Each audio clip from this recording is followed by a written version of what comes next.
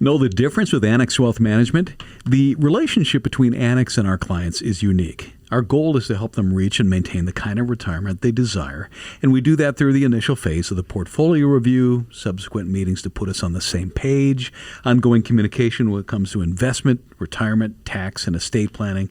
It's a logical and planned relationship. But what happens when the unexpected happens? I can tell you this, we don't wait until the next scheduled meeting, that's for sure. Our teams spring into action when a client calls. We understand that the unexpected is just as real as the expected. Joining me to talk about it, Deanne Phillips, Director of Client Learning Development, a CFP and a CDFA at Annex Wealth Management. Let's talk about that unexpected. Welcome back, Deanne. Hi, thank you for having me. So when the unexpected hits, can be downright awful. Right. For anyone it can be. But yes, in particular, we're focusing on how this can take many forms. We often say in financial planning, life isn't linear, neither are financial plans. Life's always changing, throwing us those curveballs. So the unexpected could look like something, we jump to the devastating death, divorce, disability. It could also be the sudden loss of a job, or it could be having a sudden expansion in your family, taking on an extra family member, maybe a birth, but it could also be taking care of a parent. Right? Oftentimes, what we're talking about is an event that triggers strong emotion. And when strong emotion happens, it's harder to make a definitive decision. You taught me a couple of years ago, and I used to think it was only death, right? But it's death, divorce, and disability. But then you listed a bunch of other things. In the last year and a half, we've certainly seen lots of unexpected pop out of nowhere. Even a transition to working from home or a change of job environment can be adaptive, and you have to adapt behaviorally.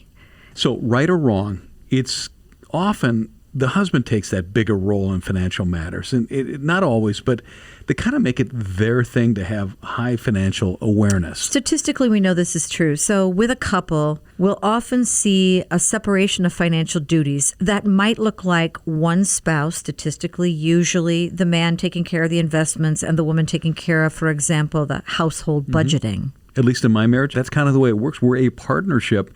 There would be a huge gap if either of us suffered some sort of transition. Well, think about that for a moment. So it's the reverse in my household. I do the investments, and my husband takes care of the household budgeting. But if something were to happen to him, I'd have to know how to access all that online bill paying, what he's actually doing. He's got a separate account. You can see where I'm going with this. In a time of high emotion, the last thing you need is to feel ill-prepared. And then we're talking about transitions, and transitions are bumpy for everybody. And we need to point out that not everybody's married, right? Unexpected events don't always include death. No, they do not. Again, they can include a transition in our life or our career. They could be a happy transition as well. And, here's the thing.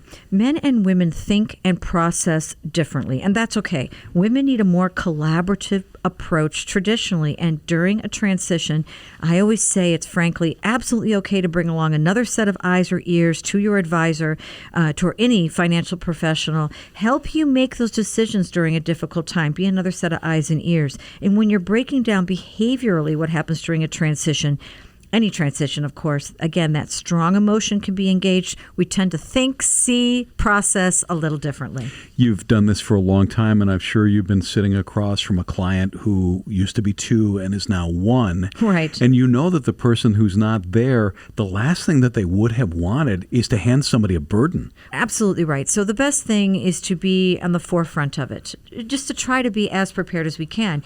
Again, a recent transition I went through, and a lot of people do, is becoming an empty nester. And that does come with a financial burden, an emotional, a social. It's just all the aspects change, and they're very different.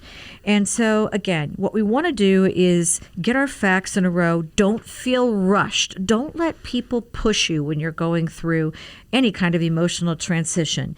Surround yourself with people who can assist you and who you can trust during that time. But let's try to get our ducks in a row before that job change, retirement, change of family status, or having one fly the nest. It's better than having to triage at the last moment. However, even when we feel prepared, when emotions engaged again, we can feel like we're scrambling. Deanne Phillips, Director of Client Learning Development, CFP and a CDFA. Thanks for the information. Hey, thanks for having me.